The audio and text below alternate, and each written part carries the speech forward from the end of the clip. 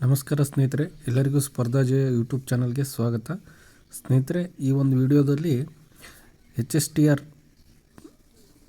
ಪ್ರೌಢಶಾಲಾ ಶಿಕ್ಷಕರ ನೇಮಕಾತಿಗೆ ಸಂಬಂಧಿಸಿದಂತೆ ಇಲಾಖೆಯಿಂದ ಬಿಡುಗಡೆ ಮಾಡಿರುವಂತಹ ಮಾದರಿ ಪ್ರಶ್ನೆ ಪತ್ರಿಕೆಯ ಸಮಾಜ ವಿಜ್ಞಾನ ಪ್ರಶ್ನೆ ಪತ್ರಿಕೆಯ ಒಂದು ಸರಿ ಉತ್ತರಗಳೊಂದಿಗೆ ಈ ವಿಡಿಯೋದಲ್ಲಿ ಚರ್ಚಿಸಲಾಗುವುದು. ಈ ಒಂದು ವಿಡಿಯೋ ನಿಮಗೆ ಇಷ್ಟ ಆಗಿದ್ದರೆ ನಮ್ಮ ಯೂಟ್ಯೂಬ್ ಚಾನಲ್ ಆದಂಥ ಸ್ಪರ್ಧಾ ಜಯ ಯೂಟ್ಯೂಬ್ ಚಾನಲ್ಗೆ ಎಲ್ಲರೂ ಸಬ್ಸ್ಕ್ರೈಬ್ ಮಾಡಿ, ಪಕ್ಕದಲ್ಲಿರುವಂಥ ಬೆಲ್ ಐಕನ್ ಪ್ರೆಸ್ ಮಾಡಿ, ಹಾಗೆ ನಿಮ್ಮ ಎಲ್ಲ ಸ್ನೇಹಿತರಿಗೆ ವಿಡಿಯೋದ ಲಿಂಕ್ ಶೇರ್ ಮಾಡಿ. ಇಲ್ಲಿ model question paper social science ಎರಡನೇ ಪತ್ರಿಕೆ ಆಗಿರುತ್ತೆ. ಇದೇ ಟೈಪ್ನಲ್ಲಿ ಇದರ ರೀತಿಯೇ ಕ್ವಶನ್ಗಳು ಬರುವಂಥ ಸಂಭವ ಇದೆ. ಹಾಗಾಗಿ ಈ ವಿಡಿಯೋನ ಕೊನೆವರೆಗೂ ನೋಡಿ, ಎಲ್ಲರಿಗೂ ಇದು ಉಪಯುಕ್ತವಾಗುತ್ತೆ. ಮೊದಲನೇ ಪ್ರಶ್ನೆ, ನ್ಯಾಚುರಲ್ ಹಿಸ್ಟೋರಿಯಾ ಎಂಬ ಗ್ರಂಥವನ್ನು ರಚಿಸಿದವರು. ನ್ಯಾಚುರಲ್ ಹಿಸ್ಟೋರಿಯಾ ಅನ್ನೋ ಒಂದು ಗ್ರಂಥವನ್ನು ರಚನೆ ಮಾಡಿದವರು ಪ್ಲೇನಿ ಅನ್ನೋರು. ಆಪ್ಷನ್ 3 ಸರಿಯಾದಂಥ ಉತ್ತರ. ಆಪ್ಷನ್ 3 ಸರಿಯಾದಂಥ ಉತ್ತರ ಆಗಿದೆ. ನೆಕ್ಸ್ಟ್, ಪಾರ್ಶ್ವನಾಥನು ಬೋಧಿಸಿದ 4 ಮಹಾತತ್ವಗಳಿಗೆ ಸಂಬಂಧಿಸಿಲ್ಲದಿರುವುದು ಅಂತ ಕೇಳಿದರೆ ಇದಕ್ಕೆ ಸರಿಯಾದಂಥ ಉತ್ತರ ಆಪ್ಷನ್ 4 ಬ್ರಹ್ಮಚಾರ್ಯ ಅನ್ನೋದು ಇದಕ್ಕೆ ಸರಿಯಾದಂಥ ಉತ್ತರ. ಅಹಿಂಸೆ, ಸತ್ಯ, ಅಪರಿಗ್ರಹ ಅನ್ನೋದು ಬೋಧಿಸಿದ್ದಾರೆ, ಆದರೆ ಬ್ರಹ್ಮಚಾರ್ಯ ಅನ್ನೋದು ಇವರು ಬೋಧಿಸಿಲ್ಲ. ನೆಕ್ಸ್ಟ್, 3ನೇ ಪ್ರಶ್ನೆ, ಕೆಳಕಂಡ ಹೇಳಿಕೆಗಳನ್ನು ಓದಿರಿ ಹಾಗೂ ಸರಿಯಾದ ಉತ್ತರಗಳನ್ನು ಆರಿಸಿರಿ ಅಂತ ಕೊಟ್ಟಿದ್ದಾರೆ. ನಗರ ಯೋಜನೆಯು ಸಿಂಧೂ ನಾಗರಿಕತೆಯ ವಿಶಿಷ್ಟ ಲಕ್ಷಣವಾಗಿದೆ. ಸ್ನಾನದ ಕೊಳ ಮೊಹೆಂಜೊದಾರೊನಲ್ಲಿದೆ. ನೆಕ್ಸ್ಟ್, 3ನೇದು, ಕಾಲಿಬಂಗನ್ ಈಗಿನ ರಾಜಸ್ಥಾನ್ ರಾಜ್ಯದಲ್ಲಿದೆ ಅನ್ನೋ. ಇದಕ್ಕೆ ಸರಿಯಾದಂಥ ಉತ್ತರ ಎ ಮತ್ತು ಬಿ ಸರಿಯಾಗಿದೆ. ಕಾಲಿಬಂಗನ್ ಅನ್ನೋದು ಇದು ರಾಜಸ್ಥಾನ್ನಲ್ಲಿರೋದು, ಗುಜರಾತ್ನಲ್ಲ. ಹಾಗಾಗಿ ಆಪ್ಷನ್ ಎ ಮತ್ತು ಬಿ ಸರಿಯಾಗಿರುತ್ತೆ. 4ನೇ ಪ್ರಶ್ನೆ, ಪಟ್ಟಿ 1 ಮತ್ತು ಪಟ್ಟಿ 2. ಮೊದಲನೆಗೆ ಪ್ರಾರ್ಥನಾ ಸಮಾಜ, ಸತ್ಯಶೋಧಕ ಸಮಾಜ, ಆರ್ಯ ಸಮಾಜ, ರಾಮಕೃಷ್ಣ ಮಿಷನ್ ಅಂತ ಕೊಟ್ಟಿದ್ದಾರೆ. ಇದಕ್ಕೆ ಸರಿಯಾದದ್ದು ಯಾವುದಪ್ಪ ಅಂದರೆ ಆಪ್ಷನ್ನು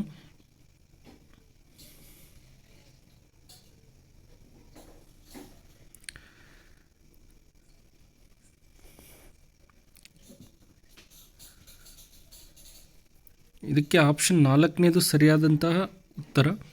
1ನೇದಕ್ಕೆ ಆತ್ಮರಾಮ್ ಪಾಂಡುರಂಗ ಪ್ರಾರ್ಥನಾ ಸಮಾಜ, 2ನೇದಕ್ಕೆ ಸತ್ಯಶೋಧಕ ಸಮಾಜವನ್ನು ಜ್ಯೋತಿ ಬಾಪುಲೆ, ಆರ್ಯ ಸಮಾಜವನ್ನು ಸ್ವಾಮಿ ದಯಾನಂದ ಸರಸ್ವತಿ, ರಾಮಕೃಷ್ಣ ಮಿಷನ್ನ ಸ್ವಾಮಿ ವಿವೇಕಾನಂದರು. ಆಪ್ಷನ್ 4 ಸರಿಯಾದಂಥ ಪ್ರಶ್ನೆ. ನೆಕ್ಸ್ಟ್, ಈ ಮನೆತನಗಳ ಮತ್ತು ಅಥವಾ ಸುಲ್ತಾನ ಸಂತತಿಗಳ ಸರಿಯಾದ ಕ್ರಮಾಣಿಕೆ ಅಂತ ಕೊಟ್ಟಿದ್ದಾರೆ. ಕಾಲಾನುಕ್ರಮಣಿಕೆಯಲ್ಲಿ ಬರೀಬೇಕು. ಇದಕ್ಕೆ ಸರಿಯಾದದ್ದು ಏನಪ್ಪ ಅಂದರೆ 5ನೇದಕ್ಕೆ 1ನೇದು. ಮೊದಲನೇದು ಗುಲಾಮಿ ಸಂತತಿ, 2ನೇದು ಖಿಲ್ಜಿ ಸಂತತಿ, 3ನೇದು ತುಘಲಕ್ ಸಂತತಿ, ಕೊನೆಯದು ಖಿಲ್ಜಿ ಸಂತತಿ. ಆಪ್ಷನ್ 1 ಸರಿಯಾದಂಥ ಉತ್ತರ. 6ನೇ ಪ್ರಶ್ನೆ, ಈ ಕೆಳಕಂಡ ಹೇಳಿಕೆಗಳನ್ನು ಓದಿರಿ ಅಂತ ಕೊಟ್ಟಿದ್ದಾರೆ. ವಿಜಯನಗರ ಸಾಮ್ರಾಜ್ಯವನ್ನು 4 ಮನೆತನಗಳು ಆಳಿದವು. ತಾಳಿಕೋಟೆ ಕದನವು ಸಾಮಾನ್ಯ ಶಕ 1565ರಲ್ಲಿ ನಡೆಯಿತು. ಮತ್ತು ಡೊಮಿಂಗೋ ಫಯಾಸ್ ಇಟಲಿಯ ಪ್ರವಾಸಿಗ. ವಿಜಯನಗರ ಸಾಮ್ರಾಜ್ಯದ ರಾಜಧಾನಿಯಾಗಿದ್ದ ಹಂಪಿಯು ಈಗಿನ ಬಳ್ಳಾರಿ ಜಿಲ್ಲೆಯಲ್ಲಿದೆ. ಇಲ್ಲಿ ಕೊಟ್ಟಿರುವಂಥ ಈ ಹೇಳಿಕೆ ಯಾವುದು ಸರಿಯಾಗಿದೆ ಅಂದರೆ ಆಪ್ಷನ್ 3 ಹೇಳಿಕೆಗಳು ಸರಿಯಾಗಿದ್ದಾವೆ. 4ನೇ ಹೇಳಿಕೆ, ಇದು ಹಂಪಿ ಅನ್ನೋದು ವಿಜಯನಗರ ಜಿಲ್ಲೆಗೆ ಸಂಬಂಧಿಸಿದೆ, ಬಳ್ಳಾರಿ ಜಿಲ್ಲೆಗೆಲ್ಲ. ಹಾಗಾಗಿ 3 ಹೇಳಿಕೆಗಳು. ಆಪ್ಷನ್ 3ನೇದು, 6ನೇದಕ್ಕೆ 3ನೇದು 3 ಹೇಳಿಕೆಗಳು ಸರಿಯಾಗಿವೆ. 7ನೇ ಪ್ರಶ್ನೆ, ವಾಟರ್ ಫ್ರೇಮ್ ಅನ್ನು ಸಂಶೋಧಿಸಿದವರು ಅಂತ ಕೇಳಿದ್ದಾರೆ. ವಾಟರ್ ಫ್ರೇಮನ್ನು ಸಂಶೋಧನೆ ಮಾಡಿದವರು ಆಪ್ಷನ್ 4ನೇದು ರಿಚರ್ಡ್ ಆರ್ಕ್ ರೈಟ್ ಅನ್ನೋರು ಈ ವಾಟರ್ ಫ್ರೇಮನ್ನು ಸಂಶೋಧನೆ ಮಾಡಿದ್ದಾರೆ. 8ನೇ ಪ್ರಶ್ನೆ, ಈ ಕೆಳಕಂಡ ಹೇಳಿಕೆಗಳನ್ನು ಓದಿರಿ, ಅವುಗಳಲ್ಲಿ ತಪ್ಪಾಗಿರುವ ಹೇಳಿಕೆಯನ್ನು ಗುರುತಿಸಿ ಅಂತ ಕೊಟ್ಟಿದ್ದಾರೆ. ಇದರಲ್ಲಿ ತಪ್ಪಾಗಿರುವ ಹೇಳಿಕೆ ಏನಪ್ಪ ಅಂದರೆ ಗಿಲೋಟಿನ್ ಯಂತ್ರದ ಬಳಕೆ ರಷ್ಯಾ ಕ್ರಾಂತಿಯೊಂದಿಗೆ ಸಂಬಂಧ ಹೊಂದಿದೆ ಅನ್ನೋದು ಇದು ತಪ್ಪಾದಂಥ ಒಂದು ಹೇಳಿಕೆ. ಆಪ್ಷನ್ನು ಇದಕ್ಕೆ ಸರಿಯಾದದ್ದು ಯಾವುದಪ್ಪ ಅಂದರೆ ಆಪ್ಷನ್ 3.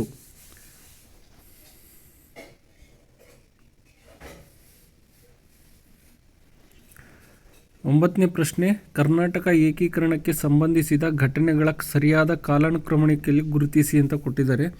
9ನೇದಕ್ಕೆ ಮೊದಲನೇದು ಆಪ್ಷನ್ 1 ಬಿ, ಕರ್ನಾಟಕ ವಿದ್ಯಾವರ್ತಕ ಸಂಘ ಸ್ಥಾಪನೆ ಆಗುತ್ತೆ. ನಂತರ ಕನ್ನಡ ಸಾಹಿತ್ಯ ಪರಿಷತ್ ಸ್ಥಾಪನೆ ಆಗುತ್ತೆ. ನಂತರ ಬೆಳಗಾವಿ ಕಾಂಗ್ರೆಸ್ ಅಧಿವೇಶನ, ನಂತರ ರಾಜ್ಯಗಳ ಪುನರ್ವಿಂಗಡಣಾ ಆಯೋಗ ನೇಮಕ ಆಗುತ್ತೆ. ಆಪ್ಷನ್ 1 ಸರಿಯಾದಂಥ ಉತ್ತರ. ಇದಕ್ಕೆ 1ನೇ ಆಪ್ಷನ್ ಸರಿಯಾಗಿದೆ. ಇಲ್ಲಿ ಮೊದಲನೇದು ಇದು 1. ನೆಕ್ಸ್ಟ್ 10ನೇ ಪ್ರಶ್ನೆ, ಮೊಘಲರ ಕಲೆ ಮತ್ತು ವಾಸ್ತುಶಿಲ್ಪಕ್ಕೆ ಸಂಬಂಧಿಸದೇ ಇರುವುದನ್ನು ಗುರುತಿಸಿ ಅಂತ ಕೊಟ್ಟಿದ್ದಾರೆ. ಇದಕ್ಕೆ ಸರಿಯಾದಂಥ ಉತ್ತರ ಹಜಾರ ಸೀತಂ ಅನ್ನೋದು ಇದು ಮೊಘಲರ ಕಲೆ ಮತ್ತು ವಾಸ್ತುಶಿಲ್ಪ. ಪಂಚಮಹಲ್ ಇದೆ, ಬಾದ್ಶಾಹಿ ಮಸೀದಿ ಇದೆ, ದಿವಾನಿ ಖಾಸ್ ಇದೆ. ಆದರೆ ಹಜಾರ್ ಸೀತಂ ಅನ್ನೋದು ಇದು ಮೊಘಲರ ಕಲೆಗೆ ಸಂಬಂಧಿಸಿಲ್ಲ.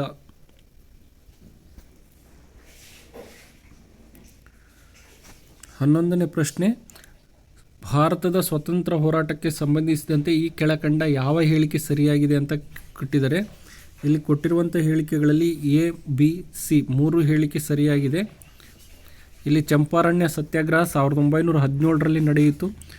3ನೇ ದುಂಡು ಮೇಜಿನ ಸಮ್ಮೇಳನ 1932ರಲ್ಲಿ ನಡೆಯಿತು. ಸೈಮನ್ ಆಯೋಗ 1927ರಲ್ಲಿ ನೇಮಕವಾಯಿತು. ಚಿತ್ತರಂಜನ್ ದಾಸ್ ಹಾಗೂ ಜವಾಹರ್ಲಾಲ್ ನೆಹರು ಸ್ವರಾಜ್ಯ ಪಕ್ಷವನ್ನು ಸ್ಥಾಪಿಸಿದರು ಅಂತ ಇದರಲ್ಲಿ ಇದು ತಪ್ಪಾಗಿದೆ. ಆಪ್ಷನ್ ಇದಕ್ಕೆ ಸರಿಯಾದಂಥ 3ನೇದು. 11ನೇದಕ್ಕೆ 3ನೇದು ಆಪ್ಷನ್ ಸರಿಯಾಗಿದೆ. 12ನೇ ಪ್ರಶ್ನೆ, 2ನೇ ಮಹಾಯುದ್ಧಕ್ಕೆ ಸಂಬಂಧಿಸಿದಂತೆ ತಪ್ಪಾಗಿರುವ ಹೇಳಿಕೆಗಳನ್ನು ಗುರುತಿಸಿ ಅಂತ ಕೊಟ್ಟಿದ್ದಾರೆ. ಇದರಲ್ಲಿ ಯಾವ ಹೇಳಿಕೆ ತಪ್ಪಾಗಿದೆ ಅನ್ನೋದನ್ನು. ಇದಕ್ಕೆ ಸರಿಯಾದದ್ದು ಯಾವುದಪ್ಪ ಅಂದರೆ 2ನೇ ಮಹಾಯುದ್ಧದಲ್ಲಿ ಅಣುಬಾಂಬ್ ದಾಳಿಗೆ ಗುರಿಯಾದ ಹಿರೋಶಿಮಾ ನಗರವು ಜರ್ಮನಿಯಲ್ಲಿದೆ ಅಂತ ಇದೆ. ಇದು ಜರ್ಮನಿ ಅಲ್ಲ, ಜಪಾನ್ನಲ್ಲಿದೆ. ಹಾಗಾಗಿ ಇದು ತಪ್ಪಾಗಿರುವಂಥ ಹೇಳಿಕೆ. ಆಪ್ಷನ್ 4 ಸರಿಯಾದಂಥ ಉತ್ತರ. ಇಲ್ಲಿ ಹೇಳಿಕೆ ನೋಡೋದಾದರೆ 2ನೇ ಮಹಾಯುದ್ಧವು 1939ರಿಂದ 45ರವರೆಗೆ ನಡೆಯಿತು. ಇದು ಸರಿಯಾಗಿದೆ. 1941ರಲ್ಲಿ ಡಿಸೆಂಬರ್ನಲ್ಲಿ ಜಪಾನ್ ಪರ್ಲ್ ಹಾರ್ಬರ್ ನೌಕೆಯ ಮೇಲೆ ದಾಳಿ ಮಾಡಿತು. ನಂತರ 1939 ಸೆಪ್ಟೆಂಬರ್ 1ರಂದು ಹಿಟ್ಲರ್ನು ಪೋಲೆಂಡಿನ ಮೇಲೆ ದಾಳಿ ಮಾಡಿದ ಆಕ್ರಮಣ ಈ ಯುದ್ಧಕ್ಕೆ ತಕ್ಷಣ ಕಾರಣವಾಯಿತು. ಇವು 3 ಹೇಳಿಕೆ ಸರಿಯಾಗಿದೆ. ಆದರೆ 4ನೇ ಹೇಳಿಕೆ ತಪ್ಪಾಗಿದೆ. ಆಪ್ಷನ್ 4 ಇದಕ್ಕೆ ಸರಿಯಾದ ಉತ್ತರ. 13ನೇ ಪ್ರಶ್ನೆ, ಇವರು ಸರ್ವಜ್ಞ ಈ ಹೇಳಿಕೆಗಳನ್ನು ಓದಿರಿ, ಅವುಗಳಿಗೆ ಸಂಬಂಧಿಸಿದ ಆಯ್ಕೆಯನ್ನು ಆರಿಸಿ ಅಂತ ಕೊಟ್ಟಿದ್ದಾರೆ. ಇವರು ಸರ್ವಜ್ಞ ಮತ್ತು ಜಗದ್ಗುರು ಎಂಬ ಬಿರುದುಗಳನ್ನು ಹೊಂದಿದ್ದರು. ಇವರನ್ನು ಷಣ್ಮತ ಸ್ಥಾಪನಾಚಾರ್ಯ ಎಂದು ಕರೆಯಲಾಗಿದೆ. ಇವರು ವಿವೇಕ ಚೂಡಾಮಣಿ ಎಂಬ ಕೃತಿಯನ್ನು ರಚಿಸಿದ್ದಾರೆ ಅಂತ ಕೊಟ್ಟಿದ್ದಾರೆ. ಈ ಮೇಲಿನ ಹೇಳಿಕೆಗಳು ಯಾರಿಗೆ ಸಂಬಂಧಿಸಿದೆ ಅಂತ ಕೊಟ್ಟಿದ್ದಾರೆ. ಇದಕ್ಕೆ ಸರಿಯಾದ ಉತ್ತರ ಆಪ್ಷನ್ 1 ಶಂಕರಾಚಾರ್ಯರಿಗೆ ಸಂಬಂಧಿಸಿದಂತಹ ಒಂದು ಹೇಳಿಕೆಯಾಗಿದೆ. ಆಪ್ಷನ್ 1 ಶಂಕರಾಚಾರ್ಯರಿಗೆ ಸಂಬಂಧಿಸಿದೆ. 14ನೇ ಪ್ರಶ್ನೆ, ಅಶೋಕನಿಗೆ ಸಂಬಂಧಿಸಿದ ಶಿಲಾಶಾಸನ ದೊರೆತಿರುವ ಗವಿಮಠ ಪ್ರಸ್ತುತ ಈ ಕೆಳಕಂಡ ಜಿಲ್ಲೆಯಲ್ಲಿದೆ. ಗವಿಮಠ ಅನ್ನೋದು ಯಾವ ಜಿಲ್ಲೆಯಲ್ಲಿದೆಯಪ್ಪ ಅಂದರೆ ಇದು ಕೊಪ್ಪಳ ಜಿಲ್ಲೆಯಲ್ಲಿರುವ ಕಂಡುಬರೋದು. ಗವಿಮಠ ಅನ್ನೋದು ಇದು ಕೊಪ್ಪಳ ಜಿಲ್ಲೆಯಲ್ಲಿ ಕಂಡುಬರುವಂಥದ್ದು.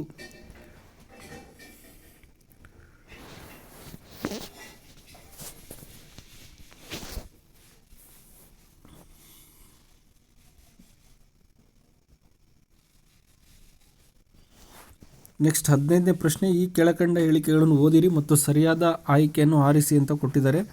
ಇಲ್ಲಿ 15ಕ್ಕೆ ಭಾರತೀಯ ರಾಷ್ಟ್ರೀಯ ಕಾಂಗ್ರೆಸ್ನ ಮೊದಲ ಅಧಿವೇಶನ ಮುಂಬೈನಲ್ಲಿ ನಡೆಯಿತು ಅಂತ ಕೊಟ್ಟಿದ್ದಾರೆ.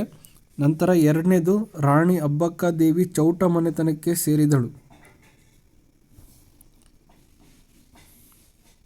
ಇಲ್ಲಿ ಆಪ್ಷನ್ 2 1905ರಲ್ಲಿ ಇದು ಸ್ಥಾಪನೆಯಾಗುತ್ತೆ. ಹಾಗಾಗಿ ಆಪ್ಷನ್ 2 ಸರಿಯಾದಂಥ ಉತ್ತರ. ಇದಕ್ಕೆ ಆಪ್ಷನ್ 3 ಎ ಮತ್ತು ಬಿ ಸರಿ. ಆಪ್ಷನ್ 3 ಸರಿಯಾದಂಥ ಉತ್ತರ. 16ನೇ ಪ್ರಶ್ನೆ, ರಜಪೂತರ ವಿವಿಧ ಮನೆತನಗಳು ಹಾಗೂ ಅವುಗಳ ಆಳ್ವಿಕೆಯ ಸ್ಥಾಪಕರುಗಳಿಗೆ ಸಂಬಂಧಿಸಿದಂತೆ ತಪ್ಪಾಗಿರುವಂತಹ ಜೋಡಿಯನ್ನು ಗುರುತಿಸಿ ಅಂತ ಕೊಟ್ಟಿದ್ದಾರೆ. ಇಲ್ಲಿ ರಜಪೂತರ ಮನೆತನಕ್ಕೆ ಸಂಬಂಧಿಸಿದಂತೆ ಗುರ್ಜರರ ಪ್ರತಿಹಾರರು ಹರಿಶ್ಚಂದ್ರ, ಚಂದೇಲರು ನನ್ನೂಕ, ಸೋಲಂಕಿಯರು ಮೊದಲನೆಯ ಮೂಲ ರಾಜ. ಇಲ್ಲಿ ಸರಿಯಾಗಿರೋದು 3. ಇದರಲ್ಲಿ ತಪ್ಪಾಗಿರುವಂಥದ್ದು ಗಹಲ್ವಾಡರು ಉಪೇಂದ್ರ ಕೃಷ್ಣರಾಜ. ಇದು ತಪ್ಪಾಗಿದೆ. ಆಪ್ಷನ್ 1 ಸರಿಯಾದಂಥ ಉತ್ತರ ಇದಕ್ಕೆ. ನೆಕ್ಸ್ಟ್, ಭಾರತದ ಪ್ರಮುಖ ಶ್ರೀ ವೈಷ್ಣವ ಮಠವಾಗಿರುವ ಅಂಡಮಾನ್ ಮಠ ಇರುವ ಸ್ಥಳ ಅಂತ ಕೊಟ್ಟಿದ್ದಾರೆ.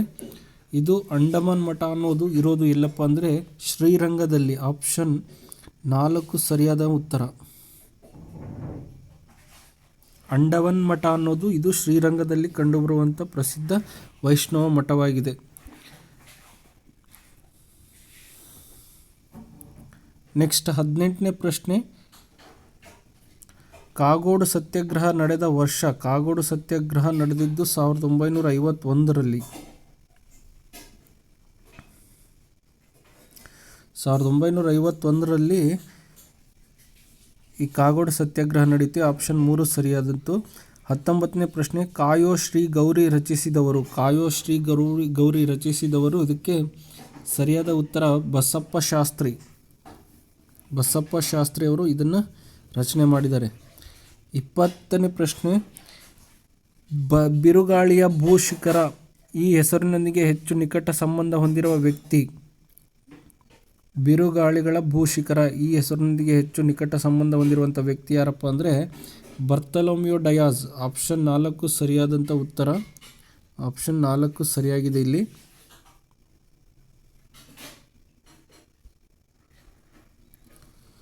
ಬರ್ತಲೋಮಿಯೋ ಡಯಾಸ್ ಅನ್ನೋನು.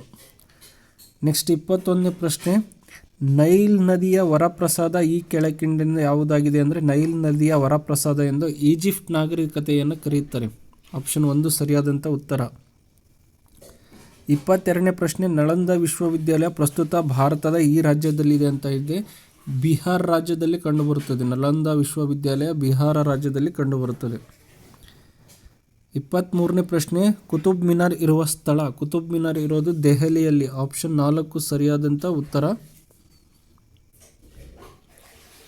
Next, fascism ಸಂಬಂಧಿಸಿರುವುದು. ಫ್ಯಾಸಿಸಮ್ ಇದು ಇಟಲಿಯ ಫ್ಯಾಸಿಸಮ್ ಪಕ್ಷ ಇದು. ಆಪ್ಷನ್ 2 ಸರಿಯಾದಂಥ ಉತ್ತರ. 25ನೇ ಪ್ರಶ್ನೆ, ಭಾರತ ಸಂವಿಧಾನ ರಚನಾ ಸಮಿತಿಯ ಅಧ್ಯಕ್ಷರಾಗಿದ್ದವರು. ಡಾಕ್ಟರ್ ಬಾಬು ರಾಜೇಂದ್ರ ಪ್ರಸಾದ್ ಅವರು.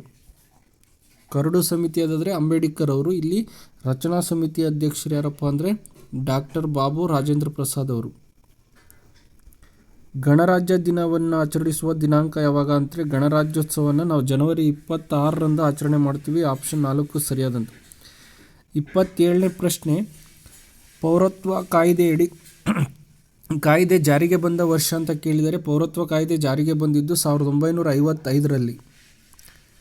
ನೆಕ್ಸ್ಟ್, ಪ್ರಸ್ತುತ ಭಾರತದಲ್ಲಿರುವ ಕೇಂದ್ರಾಡಳಿತ ಪ್ರದೇಶಗಳ ಸಂಖ್ಯೆ ಒಟ್ಟು 8 ಇದ್ದಾವೆ. ಕೇಂದ್ರಾಡಳಿತ ಪ್ರದೇಶಗಳು ಒಟ್ಟು ಎಷ್ಟಂದ್ರೆ ಪ್ರಸ್ತುತ 8 ಇದ್ದಾವೆ. ಇದು 1955. ನೆಕ್ಸ್ಟ್ 29ನೇ ಪ್ರಶ್ನೆ, ಭಾರತದ ಮೊದಲ CDS ಆಗಿ ನೇಮಕಗೊಂಡವರು ಬಿಪಿನ್ ರಾವತ್. ಆಪ್ಷನ್ 1 ಸರಿಯಾದಂಥ ಉತ್ತರ. ಬಿಪಿನ್ ರಾವತ್. 30ನೇ ಪ್ರಶ್ನೆ, ಪಂಚಾಯತ್ ರಾಜ್ ಸಂಸ್ಥೆಗಳ ವ್ಯಾಪ್ತಿಗೆ ಒಳಪಡದಿರುವುದು ಯಾವುದು ಅಂದರೆ ಇದಕ್ಕೆ ಪಟ್ಟಣ ಪಂಚಾಯಿತಿ. ಆಪ್ಷನ್ 1 ಸರಿಯಾದಂಥ ಉತ್ತರ. ಭಾರತದ ಸರ್ವೋಚ್ಚ ನ್ಯಾಯಾಲಯದ ಕೇಂದ್ರ ಕಚೇರಿ ಇರುವುದು ಎಲ್ಲಪ್ಪ ಅಂದರೆ ನವದೆಹಲಿಯಲ್ಲಿ. ಸರ್ವೋಚ್ಚ ನ್ಯಾಯಾಲಯದ ಕೇಂದ್ರ ಕಚೇರಿ ಇರೋದು ನವದೆಹಲಿ. ಆಪ್ಷನ್ 2 ಸರಿಯಾದ. ಭೂಸೇನೆಯ ಮುಖ್ಯಸ್ಥರನ್ನು ಹೀಗೆ ಕರೆಯಲಾಗುತ್ತದೆ. ಭೂಸೇನೆಯ ಮುಖ್ಯಸ್ಥರಿಗೆ ಜನರಲ್ ಅಂತ ಕರೀತಾರೆ. ಜನರಲ್ ಎಂದು ಕರೆಯುತ್ತಾರೆ. 33ನೇ ಪ್ರಶ್ನೆ, ಈ ಕೆಳಕಂಡವುಗಳಲ್ಲಿ ತಪ್ಪಾಗಿರುವ ಹೇಳಿಕೆಯನ್ನು ಗುರುತಿಸಿ ಅಂತ ಕೊಟ್ಟಿದ್ದಾರೆ. ಇದರಲ್ಲಿ ಯಾವುದು ಹೇಳಿಕೆ ತಪ್ಪಾಗಿದೆ ಅಂದರೆ ಭಾರತದಲ್ಲಿ ಮತದಾನ ಮಾಡಲು ನಿಗದಿಪಡಿಸಿರುವ ಕನಿಷ್ಠ ವಯೋಮಿತಿ 21 ವರ್ಷಗಳು ಅನ್ನೋದು ಇದು ತಪ್ಪಾಗಿರುವಂಥ ಹೇಳಿಕೆ.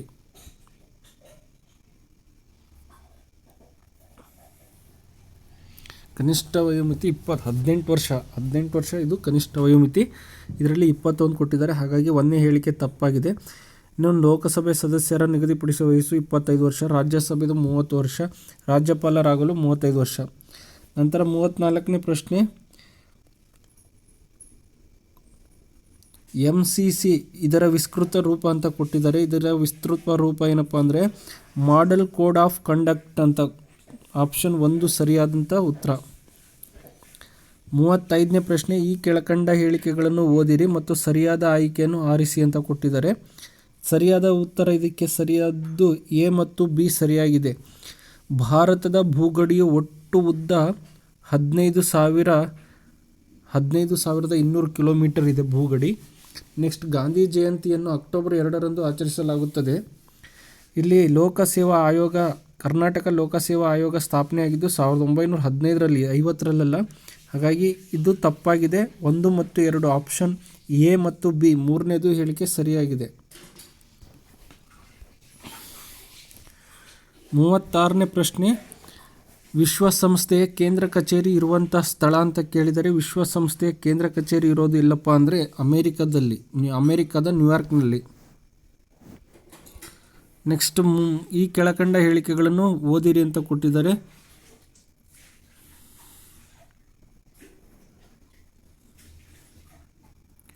ಸಾರ್ವತ್ರಿಕ ಚುನಾವಣೆಗಳು 5 ವರ್ಷಕ್ಕೊಮ್ಮೆ ನಡೆಯುತ್ತದೆ.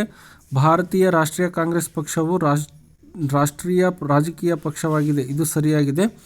ಇಲ್ಲಿ ಕರ್ನಾಟಕ ಚುನಾವಣೆಗೆ 1973 ಸ್ಥಾಪನೆ ತಪ್ಪಾಗಿದೆ ಮತ್ತು ಭಾರತ ಚುನಾವಣೆಗೆ 1947 ಇವೆರಡು ಹೇಳಿಕೆ ತಪ್ಪಾಗಿದೆ. ಆಪ್ಷನ್ 1 ಮತ್ತು 2 ಹೇಳಿಕೆ ಸರಿಯಾಗಿದೆ. ಹಾಗಾಗಿ ಆಪ್ಷನ್ 2 ಸರಿಯಾದಂಥ ಉತ್ತರ. ಕಂದಾಯ ನ್ಯಾಯಾಲಯಗಳಲ್ಲಿ ಅತ್ಯಂತ ಕೆಳಹಂತದ ನ್ಯಾಯಾಲಯ ಅಂತ ಕರೀತಾರೆ. ಕಂದಾಯ ನ್ಯಾಯಾಲಯಗಳಲ್ಲಿ ಅತ್ಯಂತ ಕೆಳಹಂತದ ನ್ಯಾಯಾಲಯ ಯಾರಪ್ಪ ಅಂದರೆ ಇದಕ್ಕೆ ತಹಶೀಲ್ದಾರರು ನ್ಯಾಯಾಧೀಶರಾಗಿರ್ತಾರೆ. ನೆಕ್ಸ್ಟ್, ವಿಶ್ವ ಆರೋಗ್ಯ ಸಂಸ್ಥೆ ಸ್ಥಾಪನೆಯಾದ ವರ್ಷ ಅಂತ ಕೇಳಿದರೆ ವಿಶ್ವ ಆರೋಗ್ಯ ಸಂಸ್ಥೆ ಸ್ಥಾಪನೆಯಾಗಿದ್ದು 1948ರಲ್ಲಿ. WHO 1948ರಲ್ಲಿ. ಭದ್ರತಾ ಮಂಡಳಿಯ ಕಾಯಂ ಸದಸ್ಯ ದೇಶಗಳ ಸಂಖ್ಯೆ ಎಷ್ಟಿದೆ ಅಂದರೆ 5 ಇರುತ್ತೆ. ಇದಕ್ಕೆ ಆಪ್ಷನ್ 1 ಸರಿಯಾದಂಥ ಉತ್ತರ. ನೆಕ್ಸ್ಟ್, ಭಾರತದ ವಿದೇಶಾಂಗ ನೀತಿಯ ಪಿತಾಮಹ ಯಾರಪ್ಪ ಅಂದರೆ ಜವಾಹರ್ಲಾಲ್ ನೆಹರು, ಪಂಡಿತ್ ಜವಾಹರ್ಲಾಲ್ ನೆಹರು ಅವರು. ಇವರು ಭಾರತದ ವಿದೇಶಾಂಗ ನೀತಿಯ ಪಿತಾಮಹ ಅಂತ ಕರೀತಾರೆ. ಆಪ್ಷನ್ 3 ಸರಿಯಾದದ್ದು. ಭಾರತದೊಂದಿಗೆ ಭೂಗಡಿಯನ್ನು ಹಂಚಿಕೊಳ್ಳದೇ ಇರುವ ದೇಶ ಅಂತ ಕೇಳಿದ್ದಾರೆ. ಯಾವ ದೇಶ ಭಾರತದೊಂದಿಗೆ ಭೂಗಡಿಯನ್ನು ಹಂಚಿಕೊಂಡಿಲ್ಲಪ್ಪ ಅಂದರೆ ಶ್ರೀಲಂಕಾ. ಯಾಕಂದರೆ ಶ್ರೀಲಂಕಾ ಒಂದು ದ್ವೀಪ ರಾಷ್ಟ್ರ, ಸುತ್ತಲೂ ನೀರು ಇರುವುದರಿಂದ ಇದು ಭೂಗಡಿಯನ್ನು ಹಂಚಿಕೊಳ್ಳಲಿಕ್ಕೆ ಸಾಧ್ಯವಿಲ್ಲ. ಬಾಂಗ್ಲಾ, ಭೂತಾನ್, ನೇಪಾಳ ಅನ್ನೋದು ಇದು ಭೂಗಡಿಯನ್ನು ಭಾರತ ಜೊತೆಗೆ ಹೊಂದಿದೆ. ಆದರೆ ಶ್ರೀಲಂಕಾವು ಇದು ಸುತ್ತಲೂ ನೀರು ಆವರಿಸಿರುವುದರಿಂದ ಇದು ದ್ವೀಪ ರಾಷ್ಟ್ರವಾಗಿದೆ. ನೆಕ್ಸ್ಟ್, 43ನೇ ಪ್ರಶ್ನೆ, ಕರ್ನಾಟಕ ವಿಧಾನ ಪರಿಷತ್ತಿಗೆ ಸಂಬಂಧಿಸಿದಂತೆ ತಪ್ಪಾಗಿರುವ ಹೇಳಿಕೆಯನ್ನು ಗುರುತಿಸಿ ಅಂತ ಕೊಟ್ಟಿದ್ದಾರೆ. ಕರ್ನಾಟಕ ವಿಧಾನಮಂಡಲದ ಮೇಲ್ಮನೆಯಾಗಿದೆ. ಒಟ್ಟು ಸದಸ್ಯರ ಸಂಖ್ಯೆ 75. ಅಧಿಕಾರ ಅವಧಿ 6 ವರ್ಷಗಳು. 75 ಸದಸ್ಯರು ಜನರಿಂದ ನೇರವಾಗಿ ಆಯ್ಕೆ ಆಗ್ತಾರೆ. ಇದಕ್ಕೆ ಸರಿಯಾದಂಥ ಉತ್ತರ ಒಟ್ಟು ಸದಸ್ಯರ ಸಂಖ್ಯೆ 75 ಮತ್ತು ಅದರ ಜೊತೆಗೆ ಜನರಿಂದ ನೇರ ಆಯ್ಕೆ ಆಗ್ತಾರೆ. ಈ ಹೇಳಿಕೆ ತಪ್ಪಾಗಿದೆ. ಆಪ್ಷನ್ 4 ತಪ್ಪಾಗಿರುವಂಥ ಹೇಳಿಕೆ. ಅಧಿಕಾರಾವಧಿ 6 ವರ್ಷಗಳು, ಒಟ್ಟು ಸದಸ್ಯರ ಸಂಖ್ಯೆ 75, ಇದು ಮೇಲ್ಮನೆ, ಇದು ಸರಿಯಾಗಿದೆ. ನೆಕ್ಸ್ಟ್, ಅಖಿಲ ಭಾರತ ಸೇವೆಗಳಿಗೆ ಅಭ್ಯರ್ಥಿಗಳನ್ನು ಆಯ್ಕೆ ಮಾಡುವ ಸಂಸ್ಥೆ ಯಾವುದಂದರೆ UPSC ಅಂತ. KPSC ಅಲ್ಲ, SSC ಅಲ್ಲ, IBPS ಅಲ್ಲ, UPSC, union public staffs commission ಅಂತ. ಇದು ಅಖಿಲ ಭಾರತ ಸೇವೆಗಳ ಒಂದು ಅಭ್ಯರ್ಥಿಗಳನ್ನು ಆಯ್ಕೆ ಮಾಡುವಂಥದ್ದು. ನೆಕ್ಸ್ಟ್, 45ನೇ ಪ್ರಶ್ನೆ, ವೈವಿಧ್ಯತೆಗಳ ಖಂಡ ಎಂದು ಹೆಸರಾಗಿರುವ ಭೂಖಂಡ. ವೈವಿಧ್ಯತೆಗಳ ಖಂಡ ಎಂದು ಯಾವ ಖಂಡವನ್ನು ಕರೀತಾರಪ್ಪ ಅಂದರೆ ಇದಕ್ಕೆ ಸರಿಯಾದಂಥ ಉತ್ತರ ಏಷ್ಯಾ ಖಂಡವನ್ನು ವೈವಿಧ್ಯತೆಯ ಖಂಡ ಅಂತ ಕರೀತಾರೆ. ನೆಕ್ಸ್ಟ್, ಪ್ರಪಂಚದಲ್ಲಿ ಅತಿ ಹೆಚ್ಚು ಮಳೆ ಪಡೆಯುವ ಪ್ರದೇಶ ಯಾವುದಂದರೆ ಮೌಸಿನ್ ರಾಮ್. ಆಪ್ಷನ್ 1 ಸರಿಯಾದಂಥ ಉತ್ತರ. ಯುರೋಪ್ ಖಂಡದ ಅತಿ ಎತ್ತರದ ಶಿಖರ ಅಂತ ಕೇಳಿದರೆ ಯುರೋಪ್ ಖಂಡದ ಅತಿ ಎತ್ತರದ ಶಿಖರ ಮೌಂಟ್ ಎಲ್ಬ್ರಸ್.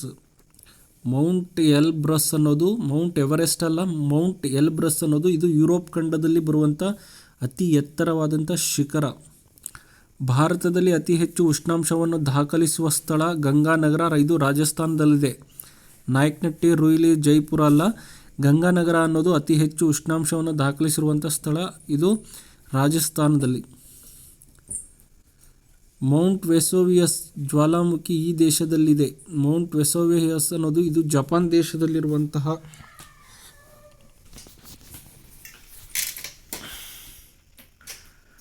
ಮೌಂಟ್ ವೆಸೋವಿಯಸ್. ಇದು ಇಂಡೋನೇಷಿಯಾ, ಜಪಾನ್, ಇಟಲಿ, ಪೆರು ಈ ಒಟ್ಟು 4 ದೇಶಗಳನ್ನು ಕೊಟ್ಟಿದ್ದಾರೆ. ಇದರಲ್ಲಿ ಸರಿಯಾದದ್ದು ಯಾವುದಪ್ಪ ಅಂದರೆ ಇಟಲಿ ದೇಶ. 50ನೇ ಪ್ರಶ್ನೆ, ಮರುಭೂಮಿಗಳ ಅಂಚಿನಲ್ಲಿ ನುಣುಪಾದ ಹಳದಿ ಬಣ್ಣದ ಮಣ್ಣಿನ ಕಣಗಳನ್ನು ಸಂಚಯನಗೊಂಡು ಪ್ರದೇಶವನ್ನು ಹೀಗೆಂದು ಕರೆಯುತ್ತಾರೆ. ಮರುಭೂಮಿಗಳ ಅಂಚಿನಲ್ಲಿ ನುಣುಪಾದ ಹಳದಿ ಬಣ್ಣದ ಮಣ್ಣಿನ ಕಣಗಳಿಂದ ಗೊಂಡಿರುವಂತಹ ಪ್ರದೇಶಗಳಿಗೆ ಏನಂತ ಕರೀತಾರೆ ಅಂತ ಕೊಟ್ಟಿದ್ದಾರೆ. ಇದಕ್ಕೆ ಸರಿಯಾದಂಥ ಉತ್ತರ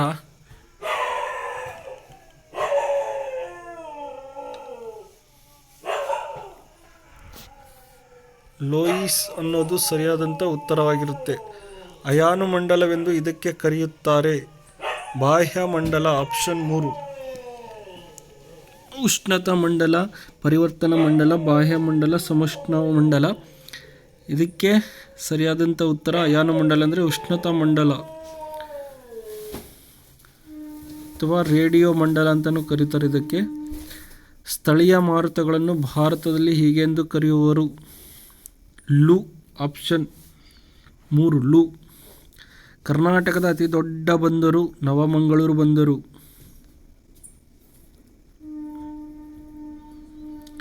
ಚುಂಚನಕಟ್ಟೆ ಜಲಪಾತ ಈ ನದಿಯಿಂದ ನಿರ್ಮಾಣಗೊಂಡಿದೆ. ಚುಂಚನಕಟ್ಟೆ ಜಲಪಾತ ಅನ್ನೋದು ಇದು ಕಾವೇರಿ ನದಿಯಿಂದ. ನೆಕ್ಸ್ಟ್, ಕೆಳಕಂಡ ಬೆಳೆಯನ್ನು ಕರ್ನಾಟಕದಲ್ಲಿ ಇತರೆ ರಾಜ್ಯಗಳಿಗಿಂತ ಹೆಚ್ಚಾಗಿ ಬೆಳೆಯುತ್ತಾರೆ. ಯಾವುದಪ್ಪ ಅಂದರೆ ಕಾಫಿಯನ್ನು ಇತರೆ ರಾಜ್ಯಗಳಿಗಿಂತ ಹೆಚ್ಚಾಗಿ ಕಾಫಿಯನ್ನು ಬೆಳೆಯುತ್ತಾರೆ. 56ನೇ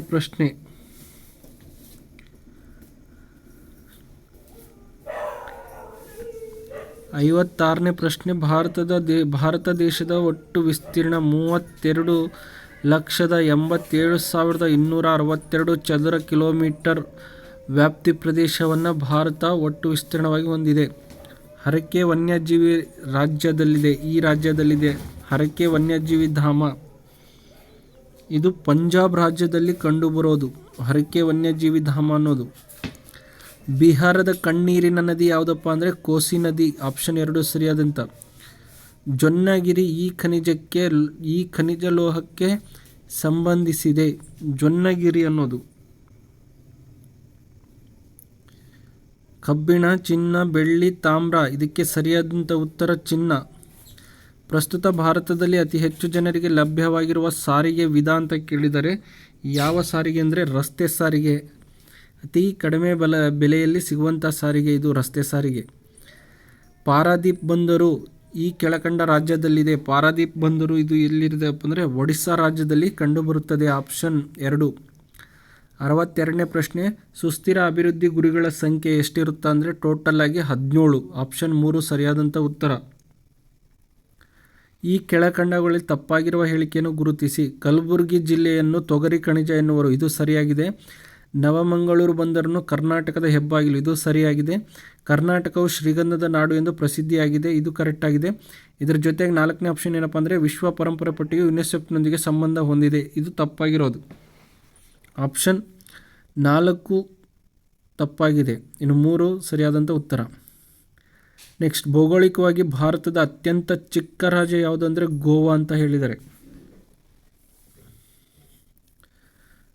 ಈ ಕೆಳಕಂಡಗಳನ್ನು ಓದಿರಿ ಮತ್ತು ಸರಿಯಾದ ಹೇಳಿಕೆಗಳನ್ನು ಗುರುತಿಸಿ. ಹವಾಮಾನ ಪರಿಸ್ಥಿತಿಯ ವೈಜ್ಞಾನಿಕ ಅಧ್ಯಯನವೇ ಹವಾಮಾನಶಾಸ್ತ್ರ.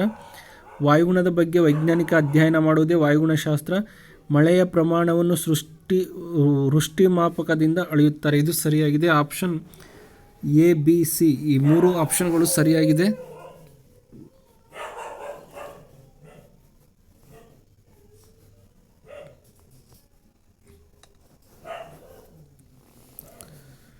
ಅರವತ್ತಾರನೇ ಪ್ರಶ್ನೆ, ಕೈಗಾ ಅಣುವಿದ್ಯುತ್ ಸ್ಥಾವರ ಇದು ಉತ್ತರ ಕನ್ನಡ ಜಿಲ್ಲೆಯಲ್ಲಿದೆ. 67ನೇ ಪ್ರಶ್ನೆ, UTIನ ವಿಸ್ತೃತ ರೂಪ ಅಂದರೆ unit trust of India. Unit trust of India UTIನ ವಿಸ್ತೃತ ರೂಪ ಏನಪ್ಪ ಅಂದರೆ unit trust of India. Option 2 ಸರಿಯಾದಂಥ ಉತ್ತರ. ಭಾರತದ ಖ್ಯಾತ ಉದ್ಯಮಿಗಳ ಗುಂಪಿಗೆ ಸೇರದವರು ಯಾರು ಅಂತ ಕೊಟ್ಟಿದ್ದಾರೆ. ಇದರಲ್ಲಿ ಭಾರತದ್ದು ಅಂದರೆ ವಾರನ್ ಬಫೆಟ್ ಇವರು ಭಾರತದವರಲ್ಲ. ಮುಖೇಶ್ ಅಂಬಾನಿ, ರತನ್ ಟಾಟಾ, ಸಾವಿತ್ರಿ ಜಿಂದಾಲ್ ಇವರು ಭಾರತದ ಪ್ರಮುಖ ಉದ್ಯಮಿಗಳು. ಆದರೆ ವಾರನ್ ಬಫೆಟ್ ಇವರು ಭಾರತದವರಲ್ಲ. ನೆಕ್ಸ್ಟ್, ಅಗತ್ಯ ವಸ್ತುಗಳ ಕಾಯ್ದೆ ಜಾರಿಗೆ ಬಂದ ವರ್ಷ 1955. ಇದೇ ಇಸ್ವಿಯಲ್ಲಿ ಪೌರತ್ವ ಕಾಯ್ದೆನೂ ಜಾರಿಗೆ ಬರುತ್ತೆ. ಹಾಗಾಗಿ ಅಗತ್ಯ ವಸ್ತುಗಳ ಕಾಯ್ದೆ 1955ರಲ್ಲಿ ಬರುತ್ತೆ. ಭೌಗೋಳಿಕ ಪ್ರದೇಶದ ಆಧಾರದ ಮೇಲೆ ವಿಂಗಡಿಸಲಾಗಿದ್ದ ಮಾರುಕಟ್ಟೆಯ ವಿಧಗಳಿಗೆ ಹೊರತಾಗಿರುವುದು ಯಾವುದಪ್ಪ ಅಂದರೆ ಸಗಟು ಮಾರುಕಟ್ಟೆ. ಸೋನಿ ಈ ದೇಶದ ಬಹುರಾಷ್ಟ್ರೀಯ ಕಂಪನಿಯಾಗಿದೆ. ಸೋನಿ ಅನ್ನೋದು ಇದು ಜಪಾನ್ ದೇಶದ ಬಹುರಾಷ್ಟ್ರೀಯ ಕಂಪನಿ. ಭಾರತದಲ್ಲಿ ಗ್ರಾಹಕರ ಹಿತರಕ್ಷಣೆಗಾಗಿ ಜಾರಿಗೆ ಬಂದ ಮೊಟ್ಟ ಮೊದಲ ಗ್ರಾಹಕ ರಕ್ಷಣಾ ಸಂರಕ್ಷಣಾ ಕಾಯ್ದೆ ಯಾವುದಪ್ಪ ಅಂದರೆ 1986ರ ಗ್ರಾಹಕ ಸಂರಕ್ಷಣಾ ಕಾಯ್ದೆ. ಆಪ್ಷನ್ 1 ಸರಿಯಾದದ್ದು. ನೆಕ್ಸ್ಟ್, ಭಾರತದಲ್ಲಿ ಈಗಾಗಲೇ ಪೂರ್ಣಗೊಂಡಿರುವ ಪಂಚವಾರ್ಷಿಕಗಳ ಯೋಜನೆಗಳ ಸಂಖ್ಯೆ ಎಷ್ಟು ಅಂದರೆ ಭಾರತದಲ್ಲಿ ಒಟ್ಟು 12 ಪಂಚವಾರ್ಷಿಕ ಯೋಜನೆಗಳು ಪೂರ್ಣಗೊಂಡಿದ್ದಾವೆ.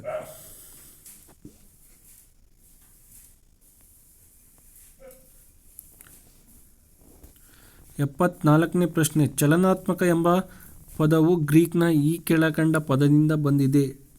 ಇದಕ್ಕೆ ಸರಿಯಾದಂಥ ಉತ್ತರ ಡೈನಾಮಿಕ್ಸ್. ಡೈನಾಮಿಕ್ಸ್ ಅನ್ನೋದು ಒಂದನೇದು, ಆಪ್ಷನ್ 1ನೇದು. ಬಯಕೆಯ ಜೊತೆಗೆ ಕೊಳ್ಳುವ ಮನೋಭಾವ ಮತ್ತು ಹಣವನ್ನು ವೆಚ್ಚ ಮಾಡುವ ಶಕ್ತಿ ಇದ್ದರೆ ಅದು ಏನಂತ ಕೇಳಿದರೆ ಅದಕ್ಕೆ ಬಯಕೆ ಅಂದರೆ ಬೇಡಿಕೆ. ಬಯಕೆಯ ಜೊತೆ ಕೊಳ್ಳುವ ಮನೋಭಾವ ಮತ್ತು ಹಣವನ್ನು ವೆಚ್ಚ ಮಾಡುವ ಇಚ್ಛಾಶಕ್ತಿ ಇದ್ದರೆ ಅದಕ್ಕೆ ಬೇಡಿಕೆ ಅಂತ ಕರೀತಾರೆ. 76ನೇ ಪ್ರಶ್ನೆ, ಶಿಕ್ಷಣವು ಮಗುವಿನ ವ್ಯಕ್ತಿತ್ವದಲ್ಲಿ ಸರ್ವಾಂಗೀಣ ಅಭಿವೃದ್ಧಿಯನ್ನು ತರುತ್ತದೆ ಎಂದು ಹೇಳಿದಂತಹ ಮಹಾನುಭಾವ ಮಹಾತ್ಮ ಗಾಂಧೀಜಿ. 77ನೇ ಪ್ರಶ್ನೆಗೆ ಸರಿಯಾದಂಥ ಉತ್ತರ ಏನಪ್ಪ ಅಂದರೆ ದೇಶದಲ್ಲಿ ಉತ್ಪಾದನೆಯಾಗುವ ಆದಾಯ ಮತ್ತು ಸಂಪತ್ತು ಯಾವುದೇ ತಾರತಮ್ಯ ಇಲ್ಲದೆ ಸಮಾಜದ ಎಲ್ಲ ಜನರಲ್ಲಿ ಆದಷ್ಟು ಸಮಾನವಾಗಿ ಹಂಚಿಕೆಯಾಗುವುದನ್ನೇ ಹೀಗೆನ್ನುವರು. ಯಾವ ನ್ಯಾಯ? ಆರ್ಥಿಕ ನ್ಯಾಯ. ಸಂಪತ್ತು ಸಮಾನವಾಗಿ ಎಲ್ಲ ಜನರಿಗೆ ಸಮಾನವಾಗಿ ಹಂಚಿಕೆಯಾಗುವುದನ್ನೇ ಆರ್ಥಿಕ ನ್ಯಾಯ. 78ನೇ ಪ್ರಶ್ನೆಗೆ NDC ನ್ಯಾಷನಲ್ ಡೆವಲಪ್ಮೆಂಟ್ ಕೌನ್ಸಿಲ್ ಇದರ ವಿಸ್ತೃತ ರೂಪ ಕೇಳಿದರೆ NDC ಇದರ ವಿಸ್ತೃತ ರೂಪ ಏನಪ್ಪ ಅಂದರೆ ನ್ಯಾಷನಲ್ ಡೆವಲಪ್ಮೆಂಟ್ ಕೌನ್ಸಿಲ್ ಅನ್ನೋದು. 79ನೇ ಪ್ರಶ್ನೆ, ದೇವನಹಳ್ಳಿ ಹಾಗೂ ಚಿಕ್ಕಬಳ್ಳಾಪುರ ಈ ಕೆಳಕಂಡ ಬೆಳೆಯ ಉತ್ಪಾದನೆಗೆ ಹೆಚ್ಚು ಪ್ರಸಿದ್ಧಿಯಾಗಿದೆ ಅಂದರೆ ದೇವನಹಳ್ಳಿ ಮತ್ತು ಚಿಕ್ಕಬಳ್ಳಾಪುರ ಹೂವು ಬೆಳೆಗೆ ಹೆಚ್ಚು.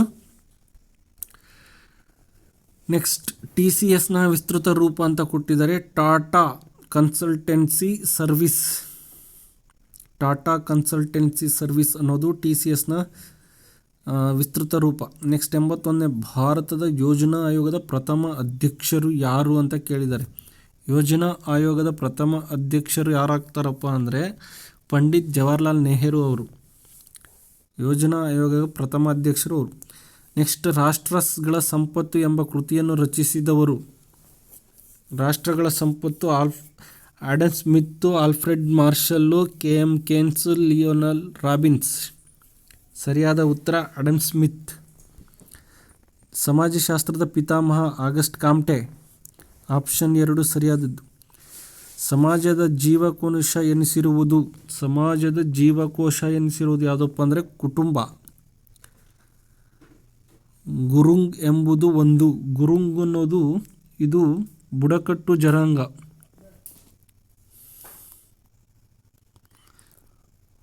ಗುರುಂಗ್ ಎಂಬುದು ಒಂದು ಗ್ರಾಮೀಣಾಭಿವೃದ್ಧಿ ಸಂಸ್ಥೆ, ಮಹಿಳಾ ಸ್ವಸಹಾಯ ಸಂಘ, ಬುಡಕಟ್ಟು ಜನಾಂಗ, ರೈತ ಉತ್ಪಾದಕ ಸಂಸ್ಥೆ ಅಂತ ಕೇಳಿದರೆ ಇದಕ್ಕೆ ಸರಿಯಾದಂಥ ಉತ್ತರ ಬುಡಕಟ್ಟು ಜನಾಂಗ. 86ನೇ ಪ್ರಶ್ನೆ, ಈ ಕೆಳಕಂಡ ಹೇಳಿಕೆಗಳನ್ನು ಓದಿರಿ ಹಾಗೂ ತಪ್ಪಾಗಿರುವ ಹೇಳಿಕೆಯನ್ನು ಗುರುತಿಸಿ ಅಂತ ಕೊಟ್ಟಿದ್ದಾರೆ. 86ನೇದಕ್ಕೆ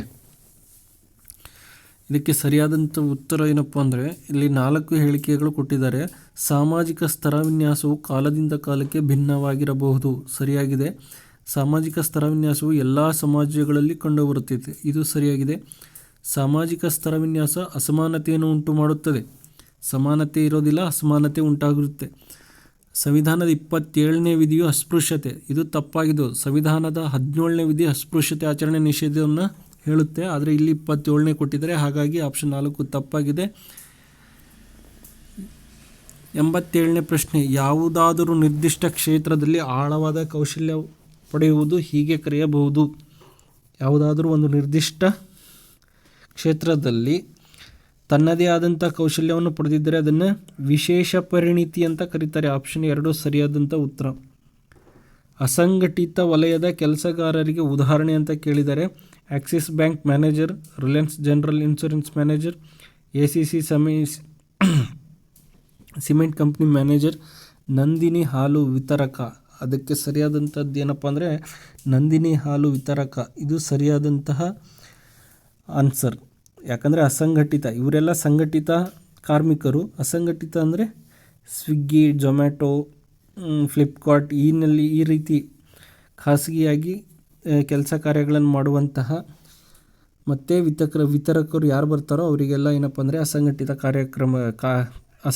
ಕಾರ್ಮಿಕರು ಅಂತ ಕರೀತಾರೆ.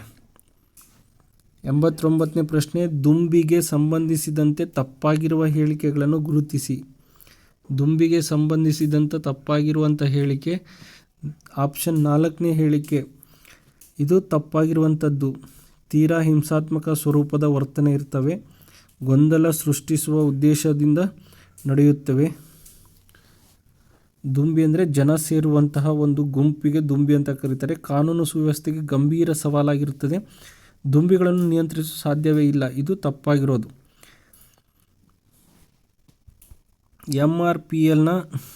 MRPL ವಿರುದ್ಧದ ಚಳುವಳಿ ನಡೆದ ರಾಜ್ಯ ಯಾವುದು ಅಂತ ಕೇಳಿದ್ದಾರೆ.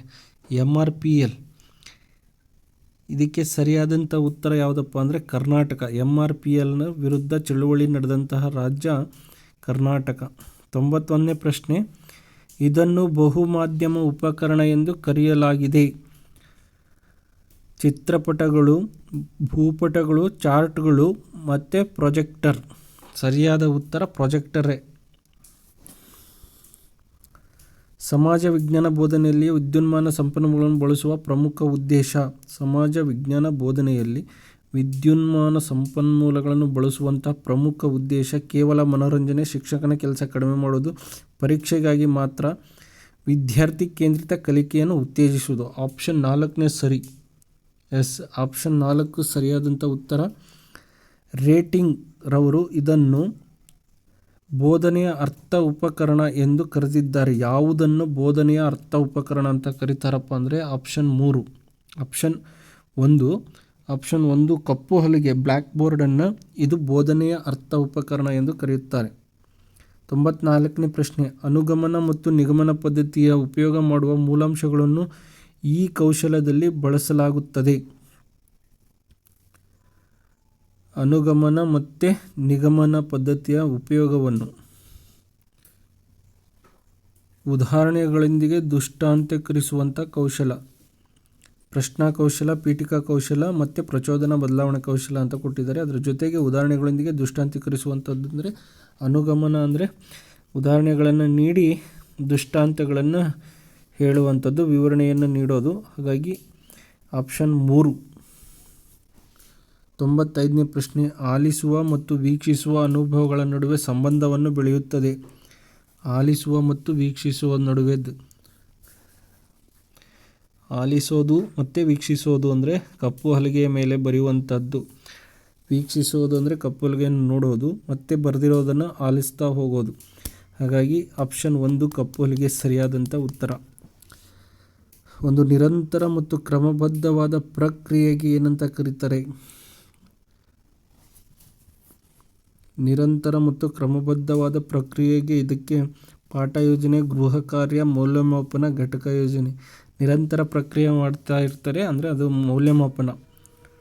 ಮೌಲ್ಯಮಾಪನ ಅನ್ನೋದು ಸರಿಯಾದಂಥ ಉತ್ತರ. ನಿರಂತರ ಪ್ರಕ್ರಿಯೆ ಅಂತ ಬಂದರೆ ನೀವು ಮೌಲ್ಯಮಾಪನನೇ ತಗೋಬೇಕಾಗುತ್ತೆ.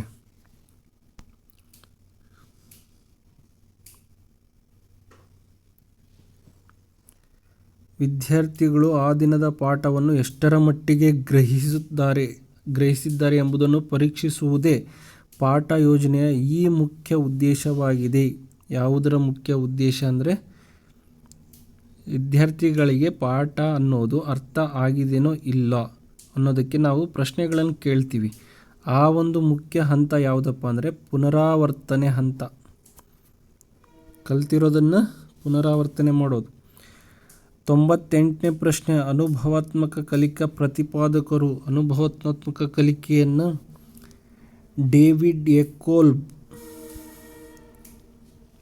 ಅನುಭವಾತ್ಮಕ ಕಲಿಕೆಯ ಪ್ರತಿಪಾದಕ ಡೇವಿಡ್ ಎ ಕೋಲ್ಬಾ ಅನ್ನೋರು ಈ ಒಂದು ಕಲಿಕೆಯನ್ನು ಪ್ರತಿಪಾದನೆ ಮಾಡಿದ್ದಾರೆ. ನೆಕ್ಸ್ಟ್ 91ನೇ ಪ್ರಶ್ನೆ, ಇದೊಂದು ತರಬೇತಿ ತಂತ್ರವೇ ಹೊರತು ತರಗತಿ ಬೋಧನಾ ವಿಧಾನ ಅಲ್ಲ. ಕರೆಕ್ಟ್. ತರಬೇತಿ ತಂತ್ರ ಅಂದರೆ ನಾವು ಶಿಕ್ಷಕರು ತರಬೇತಿಯನ್ನು ಪಡೆಯುವಂಥ ಸಂದರ್ಭದಲ್ಲಿ ಬೋಧನಾ ವಿಧಾನವಾಗಿ ಬಳಸೋದಿಲ್ಲ. ಅದನ್ನು ಏನಂತ ಹೇಳ್ತಾರಪ್ಪ ಅಂದರೆ ಅನುಬೋಧನೆ. ಕೇವಲ 15 ನಿಮಿಷ ಪಾಠಗಳನ್ನು ಮಾಡುವಂತಹ ಒಂದು ತರಬೇತಿ ತಂತ್ರ, ಅದು ಬೋಧನಾ ವಿಧಾನ ಅಲ್ಲ.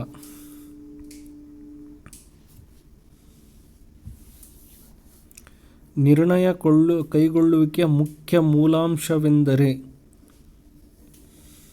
ನಿರ್ಣಯ ಕೈಗೊಳ್ಳುವಿಕೆಯ ಮುಖ್ಯ ಮೂಲಾಂಶ ಅಂತ ಕೇಳಿದರೆ ಇದಕ್ಕೆ ಸರಿಯಾದದ್ದು ಯಾವುದಪ್ಪ ಅಂದರೆ ನಿರ್ಣಯಗಳನ್ನು ಕೈಗೊಳ್ಳುವಂಥದ್ದು ಮುಖ್ಯ ಮೂಲಾಂಶ ಯಾರಾಗಿರ್ತಾರಪ್ಪ ಅಂದರೆ ಇಲ್ಲಿ ಮಾನಸಿಕ ಸ್ಥಿರತೆ, ಸಮಯ, ಸ್ಥಳ, ಲಿಂಗ ಅಂತ ಕೇಳಿದರೆ ಇದಕ್ಕೆ ಸರಿಯಾದದ್ದು ಯಾವುದಪ್ಪ ಅಂದರೆ ನಿರ್ಣಯವನ್ನು ಕೈಗೊಳ್ಳುವುದು ಪ್ರಮುಖವಾಗಿ ಮನುಷ್ಯರಾಗಿರ್ತಾರೆ. ಹಾಗಾಗಿ ಇಲ್ಲಿ ಪ್ರಮುಖವಾಗಿ ಲಿಂಗ ಅಂತ ಕೊಟ್ಟಿದ್ದಾರೆ. ಹಾಗಾದರೆ ಇಲ್ಲಿ ಯಾವ ಲಿಂಗ ಆದರೂ ಇರ್ಬೋದು, ಪುಲ್ಲಿಂಗ ಆರ್ ಸ್ತ್ರೀಲಿಂಗ. ಹಾಗಾಗಿ ಲಿಂಗ ಅನ್ನೋದು ಸರಿಯಾದಂಥ ಉತ್ತರ. ಆಪ್ಷನ್ 4 ಸರಿಯಾಗಿದೆ. ಸ್ನೇಹಿತರೆ, ಇದಿಷ್ಟು ಏನಪ್ಪ ಅಂದರೆ ನಿನ್ನೆ ಶಾಲಾ ಶಿಕ್ಷಣ ಇಲಾಖೆಯಿಂದ ಪ್ರಕಟವಾಗಿರುವಂತಹ ಪ್ರೌಢಶಾಲಾ ಶಿಕ್ಷಕರ, ಸಮಾಜ ವಿಜ್ಞಾನ ಶಿಕ್ಷಕರ ಒಂದು ಮಾದರಿ ಪ್ರಶ್ನೆ ಪತ್ರಿಕೆಯ 100 ಪ್ರಶ್ನೆಗಳನ್ನು ಈ ವಿಡಿಯೋದಲ್ಲಿ ಚರ್ಚಿಸಲಾಗಿದೆ. ಈ ವಿಡಿಯೋ ನಿಮಗೆ ಇಷ್ಟ ಆಗಿದ್ದರೆ ನಮ್ಮ ಯೂಟ್ಯೂಬ್ ಚಾನಲ್ ಆದಂಥ ಸ್ಪರ್ಧಾ ಜಯ ಯೂಟ್ಯೂಬ್ ಚಾನಲ್ಗೆ ಎಲ್ಲರೂ ಸಬ್ಸ್ಕ್ರೈಬ್ ಮಾಡಿ, ಪಕ್ಕದಲ್ಲಿರುವಂಥ ಬೆಲ್ ಐಕನ್ ಪ್ರೆಸ್ ಮಾಡಿ, ಹಾಗೆ ನಿಮ್ಮ ಸ್ನೇಹಿತರಿಗೆ ವಿಡಿಯೋದ ಲಿಂಕ್ ಶೇರ್ ಮಾಡಿ. ನಾಳೆ ದಿನ ಕನ್ನಡ ಪ್ರಶ್ನೆ ಪತ್ರಿಕೆಯ ಒಂದು ಉತ್ತರಗಳನ್ನು ನಾಳೆ ಒಂದು ತರಗತಿಯಲ್ಲಿ ತಿಳಿಸಲಾಗುವುದು. ಆದಷ್ಟು ಎಲ್ಲರೂ ನಮ್ಮ ಯೂಟ್ಯೂಬ್ ಚಾನಲ್ಗೆ ಸಬ್ಸ್ಕ್ರೈಬ್ ಮಾಡಿ, ಹಾಗೆ ಶೇರ್ ಮಾಡಿ.